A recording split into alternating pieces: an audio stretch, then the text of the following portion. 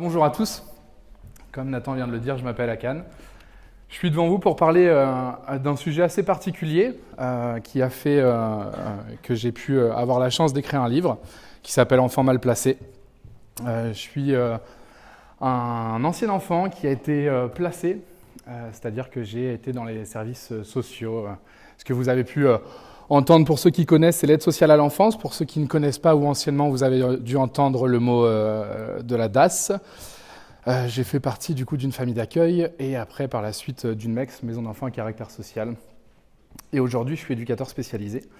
Et la vie a fait que j'ai eu plein d'opportunités parce que dans ce type de structure, j'ai eu la chance d'aller jusqu'au bac et de continuer mes études. Et donc, du coup, pour ce type de structure, j'ai pour eux incarné la réussite. Cette réussite m'a fait avoir la possibilité de passer des reportages à la télévision, que j'ai fait avec différentes chaînes télé. Et le dernier reportage que j'ai pu faire m'a offert la possibilité en fait, d'écrire un livre. C'est comme ça que j'ai écrit le livre Enfant mal placé, ce qui était une très belle expérience. Et c'est pour ça que je suis aujourd'hui devant vous pour vous expliquer un peu cette démarche-là, parce que ce livre m'a fait réfléchir à 3 questions que je me suis posées tout au long de ma vie. C'est d'où je viens, qui je suis et où je vais. Alors c'est des questions qui peuvent paraître bêtes, mais au final qui ont toute leur importance dans la progression d'un enfant, d'un adolescent et surtout de l'adulte que vous êtes aujourd'hui. Avant d'aller plus en profondeur par rapport à ce propos, je vais vous parler d'un truc qui est important pour moi, de quelque chose qui a vraiment une place particulière, c'est l'héritage. Pour vous qui êtes devant moi aujourd'hui, l'héritage, ça peut être un héritage immobilier que vous allez avoir par quelqu'un de votre famille, ça peut être des dettes pour certains, ça peut être des valeurs pour d'autres que vous allez acquérir soit de vos parents, soit de la personne qui a l'autorité parentale ou alors quelqu'un de votre famille. Pour ma part, l'héritage, ça a été le placement. C'est un peu particulier, je n'ai pas choisi, mais ça a été le placement dans le sens où ma mère a été placée, elle aussi, dès sa tendre enfance, et que ma grand-mère aussi a été placée. En termes d'héritage, il y a mieux quand même, je vous assure, je n'ai pas gagné grand-chose. Mais du coup, ça fait quand même un héritage sur 3 générations, ce qui est très particulier. Et là, aujourd'hui, je vous en parle assez librement, assez facilement, mais ce qui a été compliqué dans ma vie, c'est qu'avant de savoir tout ça, j'ai dû faire beaucoup de recherches et du coup comprendre d'où je venais.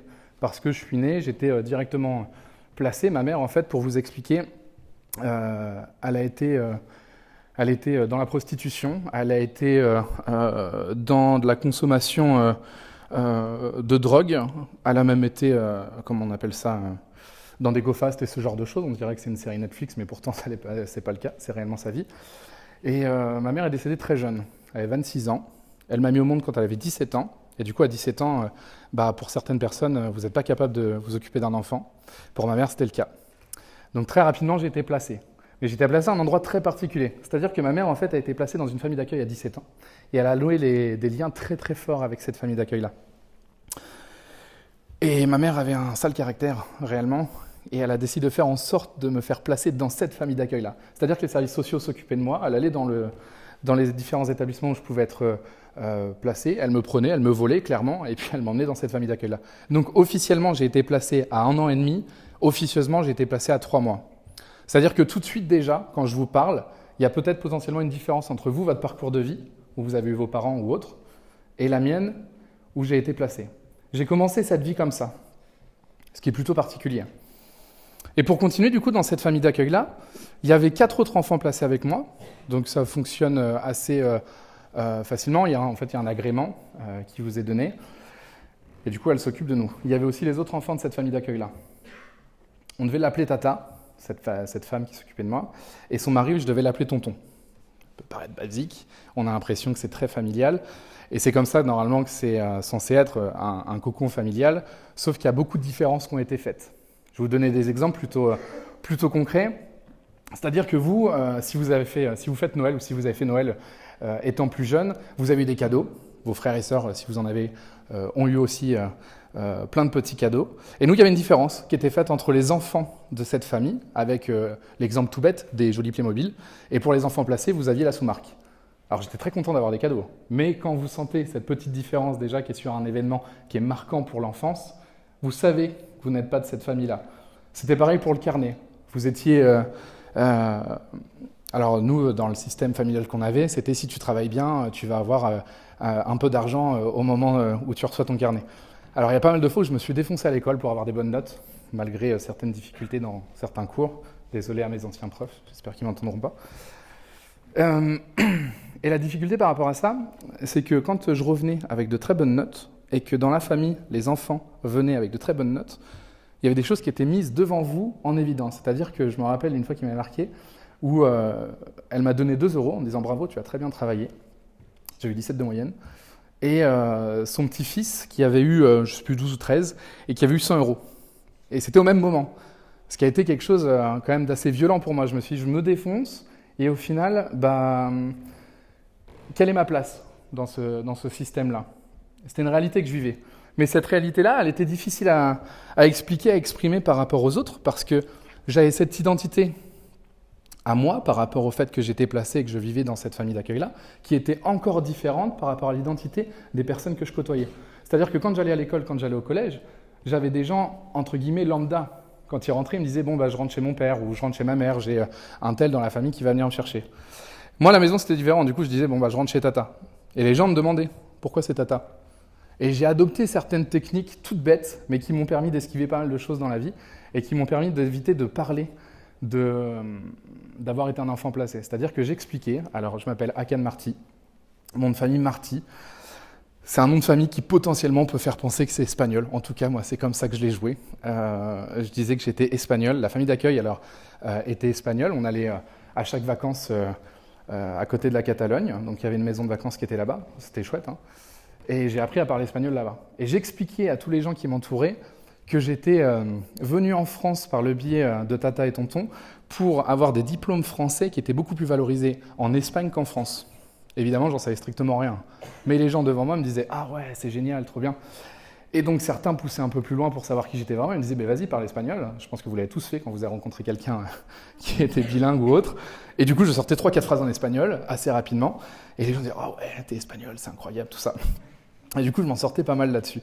C'était une petite technique que j'ai utilisée encore il y a très peu de temps, parce que ça m'évitait de parler d'un sujet qui était sensible pour moi, parce que j'avais peur qu'on me parle de qui j'étais et qui j'avais envie d'être. Pour revenir à cette place que j'avais dans cette famille d'accueil-là, au-delà de la différence qui était faite avec les enfants qui étaient de sang, il y avait autre chose qui était compliqué à vivre pour moi, c'est la place qu'on pouvait me donner. Quand vous êtes enfant, vous avez envie de vivre des choses d'enfant. Quand vous êtes adolescent, vous avez envie de vivre des choses d'adolescent. Étudiant, vous avez envie de sortir, faire la fête. Ici, il y en a certains qui en a parlé tout à l'heure et c'est plutôt bien ancré. Mais juste, pour ma part, quand j'étais dans cette famille d'accueil-là, l'enfant que j'étais n'avait pas sa place. C'est-à-dire qu'on me demandait d'être un homme. Alors un homme avec un grand H, un homme comme chacun peut se l'imaginer dans les anciennes réflexions. Il fallait que je sois quelqu'un de dur, quelqu'un de fort, quelqu'un de costaud. J'avais interdiction de pleurer. Pendant des années, je n'ai plus réussi à pleurer de ma vie. Je pouvais regarder le Titanic, je ne pleurais pas devant. J'ai regardé le Roi Lion, je n'ai pas pleuré devant, malheureusement. Et j'avais vraiment un blocage qui, du coup, avec le temps et le travail, a fait que ça s'est amélioré. Mais je ne pouvais pas, vraiment, parce qu'on me demandait d'être un homme avant l'âge. On m'a demandé d'avoir des responsabilités dans cette famille par rapport aux autres enfants et par rapport à la situation qu'il y avait, parce qu'en fait, j'étais confronté aussi très rapidement, ça va être un peu glauque ce que je vais dire, mais à la mort. Ma mère est décédée quand j'avais 8 ans. Alors la première fois qu'on m'a dit qu'elle était décédée, c'était d'un accident de camion. La deuxième fois qu'on m'a dit qu'elle était décédée, c'était d'une overdose. Et la troisième fois qu'on m'a dit qu'elle était décédée, c'était d'un assassinat. C'est quand même beaucoup de choses par rapport à une personne qu'on considère comme un repère. À mes 8 ans, ma mère est décédée. À 9 ans, tonton est décédé. C'est moi qui ai retrouvé le corps dans le jardin. Donc ça faisait déjà une deuxième chose à appréhender pour un enfant qui était quand même pas mal costaud. Et quelques années après, à mes 15 ans, cette fameuse tata est décédée dans mes bras quand j'étais en Espagne. Et du coup, cette question-là encore, à se dire, je suis un enfant, je suis un adolescent, je suis confronté à quelque chose qui est du cycle de la vie, mais en tout cas à cette période-là qui était difficile pour moi à gérer. Et je ne savais pas comment gérer ça, je ne savais pas comment l'exprimer, je ne savais pas comment l'extérioriser. Donc j'ai gardé ce système-là d'être un homme et d'être fort et de faire face à tout ça. Et cette place pour moi, elle a été beaucoup plus difficile à vivre par la suite. C'est-à-dire que par la suite, cette famille d'accueil-là, avant qu'elle décède, elle se voyait mourir. Elle m'a dit, bon bah à Cannes, je me vois mourir, tu vas partir, tu vas aller en foyer. Normalement, on appelle ça une MEX, maison d'enfants à caractère social. Pour ceux qui ne connaissent pas, en gros, c'est les foyers où vous êtes 10 à 12 gamins. Alors aujourd'hui, il y a des structures qui sont quand même beaucoup plus adaptées. Et il y a des travailleurs sociaux qui se relaient tous les jours pour venir s'occuper des enfants qui en ont besoin. Je ne vais pas faire une définition, mais juste imaginez ça. Pour certains, vous avez vu des émissions à la télé qui ne reflètent pas la réalité, malheureusement, parce que c'est beaucoup plus complexe que ça d'accompagner un enfant et un adolescent. Mais voilà. Donc j'ai atterri, du coup dans une MEX. Et là, j'ai découvert ce que tout enfant devrait vivre, c'est-à-dire la vie. J'ai pu jouer quand je voulais, j'ai pu rigoler, j'ai pu manger, j'ai pu, découvrir des émissions de télé qui font pas beaucoup réfléchir, mais du coup, c'était marrant. Voilà, j'ai découvert vraiment beaucoup de choses. Et j'ai découvert la vie en collectivité, le fait de pouvoir sortir avec des amis. Du coup, je me suis créé différents repères. Et c'est là, pour son identité, pour sa construction, je trouve ça important de parler de ça. Et en même temps, j'étais mélangé entre deux mondes. J'avais ce premier monde de la famille d'accueil où j'avais mes repères qui, du coup, ont été un peu brisés par les décès de toutes ces personnes-là. J'arrivais dans une structure avec plein de monde. Et c'est là où, en fait, je trouve que pour un enfant, c'est super important de devoir s'adapter à son environnement. Et souvent, on demande à un enfant de s'adapter et pas à l'environnement de s'adapter à l'enfant. Ça, c'est une question pour moi qui m'importe aujourd'hui. C'est un autre débat, mais qui est important aussi. Dans cette structure-là, j'ai découvert du coup beaucoup de choses et en même temps, j'ai eu quelque chose, une sorte de révélation où j'ai découvert que j'avais vécu des maltraitances dans cette famille d'accueil-là. C'est-à-dire que la famille que j'idéalisais et que j'aimais m'a fait vivre des choses qu'on ne devrait pas faire vivre à des enfants. C'est-à-dire que j'ai vécu ce qu'on appelle des séquestrations, j'ai vécu ce qu'on appelle des violences physiques, des coups de fouet, des coups de poing, des coups de pied, le fait d'être interdit de manger, de devoir être enfermé à l'extérieur en plein hiver. Voilà, ce genre de choses. J'ai encore certaines cicatrices.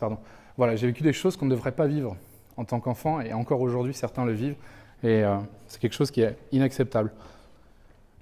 Et à l'inverse, j'ai eu des personnes qui ont fait partie, et qui font aujourd'hui partie intégrante de ma vie, de ma famille. J'ai rencontré des gens qui sont exceptionnels, donc j'ai plein de petites familles. Mais à ce moment-là, c'était difficile parce que je me suis dit, mes premiers repères que j'avais en tant qu'enfant, en tant qu'adolescent, ce qui m'a créé, moi, ma propre identité, qui avait été brisé, comment pouvoir faire confiance à de nouvelles personnes qui sont censées me faire, entre guillemets, du bien, qui sont censées m'aider et m'accompagner dans cette construction identitaire. C'était violent pour moi parce que je ne savais pas. Et pendant des années, jusqu'à l'écriture de ce livre qui est sorti cette année, je ne savais pas où était ma place. C'est pour vous dire le temps que ça met, la réflexion que ça met. Dans tous les cas, ils m'ont accompagné là-dedans, ils ont été super, ils ont été géniaux. Ils sont bienveillants et d'ailleurs je les remercie énormément et c'est pour ça que j'ai écrit le livre aussi, c'était pour les remercier parce qu'ils ont fait beaucoup de choses pour moi et ça m'a beaucoup aidé. Et à partir de là, une chose importante, quand j'ai quitté le système éducatif, donc j'avais 18 ans, l'aide sociale à l'enfance, ça m'a programmé un rendez-vous et m'a dit « À Cannes, tu nous coûtes trop cher ». Voilà comment j'étais considéré. C'est-à-dire que moi qui n'avais pas le choix par rapport à mon histoire familiale, la solution qui était pour moi la meilleure pour pouvoir m'en ressortir, qui était l'aide sociale à l'enfance, m'a dit en direct « tu nous coûtes trop cher ». Donc j'étais plus orienté comme un être humain, j'étais orienté comme quelqu'un qui représentait une manne financière. C'est-à-dire, bon, tu nous coûtes trop cher, la ligne XZ est trop importante, au revoir. Quand tu as 18 ans, enfin, je vous laisse imaginer vous vos parcours de vie, alors peut-être que certains ont vécu la même chose, d'autres non, mais imaginez-vous à 18 ans devoir se débrouiller tout seul, avoir ses études. Alors j'ai eu la chance d'avoir le bac, et du coup j'ai été en fac de sport à ce moment-là, et j'étais entre deux mondes. D'une partie, j'étais par rapport au foyer une réussite parce que j'avais le bac, et en même temps on me disait que je coûtais trop cher et que je devais partir, et de l'autre côté, j'avais ce monde réel où en tant qu'étudiant, à 18 ans, tu vas commencer les hautes études et tu sais que tu vas devoir te débrouiller pour réussir à payer tes études, gérer les cours, et tout ce qui va avec, tout ce que vous connaissez au niveau du quotidien d'étudiant. Ce qui a été très difficile, mais j'ai eu de la chance, j'ai une éducatrice qui m'a fait passer le BAFA, pour ceux qui connaissent. Vous travaillez avec des enfants dans l'animation, c'est plutôt cool, vous faites des colos, vous faites des centres de loisirs, vous découvrez plein de choses. Et ça m'a permis de développer un peu mon identité professionnelle. Et pour moi, c'était quelque chose d'incroyable, parce que j'ai découvert plein de choses. Des valeurs de la vie, le fait de devoir se lever à tel ou tel horaire. Je le faisais à l'école, mais là, c'était du coup de manière individuelle et pour ma propre réussite. Mais en même temps, ça me montrait que je voulais m'en sortir et que je voulais réussir à m'insérer dans la société. Donc j'ai passé le BAFA. Et ce BAFA m'a fait devenir directeur de structure, directeur de séjour de vacances, m'a fait progresser en tant qu'être humain, en tant qu'homme. Et ce BAFA-là, grâce à une amie qui m'a dit « Akan, bah voilà, t'es pas animateur et t'es pas directeur de structure, toi t'es éducateur », j'ai ouvert les yeux et je me suis dit « Ah ouais, en fait c'est peut-être ce métier-là que je veux faire. Je veux approfondir mes recherches, mes compétences pour accompagner au mieux les enfants et les adolescents qui feront les adultes de demain. » Et vraiment je me suis dit ça alors que je m'étais dit « Mais moi, j'ai été un gamin de foyer, je ne peux pas être là-dedans, c'est impossible. » Et cette question-là m'a renvoyé à une autre question que j'ai déjà entendue, c'est-à-dire l'héritage qu'on peut avoir de sa famille. On entend souvent parler des avocats qui ont des enfants et qui deviennent avocats, des médecins qui ont leurs enfants qui deviennent médecins à leur tour. Et on a cette question-là par rapport à la transmission des familles par rapport à leurs enfants. Et je trouve que c'est une question super intéressante parce que sur un plateau télé, j'ai un présentateur qui me dit en fait, vous revenez dans ce que vous avez toujours été. Et il me définissait comme ça. Et je me suis dit, mais ça n'a rien à voir. C'est un choix, c'est une réflexion. C'est une question d'orientation, et d'ailleurs, ce n'est pas ce que j'ai envie de faire de ma vie plus tard. J'ai d'autres ambitions, d'autres choses. Mais du coup, c'est une question qui est super importante pour savoir l'environnement dans lequel vous vivez, dans lequel vous êtes, va-t-il influencer sur l'identité que vous allez avoir personnelle et professionnelle. Dans tous les cas, j'ai continué. Je suis devenu éducateur spécialisé. J'ai travaillé aussi en protection de l'enfant. J'ai travaillé dans le handicap, dans la prévention. J'ai travaillé à l'étranger. Et cette question-là m'a ouvert les yeux et m'a fait réfléchir et m'a fait espérer à plein de choses. Aujourd'hui, on est tous adultes, là, les uns et les autres devant nous. On a un système français où on a beaucoup de compétences, il y a des moyens, il y a des choses, mais il y a aussi certaines lacunes, ça c'est une réalité, d'ailleurs, comme dans plein de pays, comme dans plein de systèmes. Mais j'envisage et j'espère pouvoir pousser la chose où on améliorera l'accompagnement des enfants et qu'on permettra à chaque enfant de pouvoir choisir sa propre identité personnelle et professionnelle. Et pour ça, j'imagine un système où on puisse accompagner l'enfant dans des structures qui soient adaptées à ses propres problématiques. Et pour avoir des structures qui soient adaptées à ses propres problématiques, c'est de réussir à faire travailler les gens ensemble.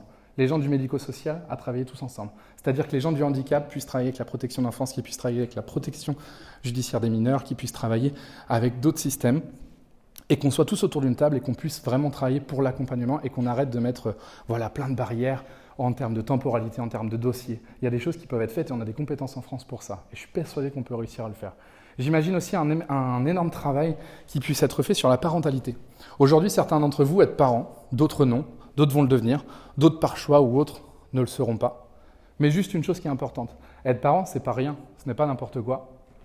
Et être parent, on ne le devient pas comme ça, c'est pas en regardant une vidéo YouTube qu'on va réussir à être parent. Mais pour ça, on peut accompagner la parentalité. On peut donner des billes aux gens pour qu'ils deviennent. Et ce gros travail-là est important. J'en parle en connaissance de cause parce que j'ai travaillé en protection de l'enfance sur la parentalité. Et je pense qu'il y a beaucoup de choses à faire qui peuvent être positives et on peut en parler. Et une dernière chose pour terminer mon propos, c'est l'attractivité de ce métier du médico-social.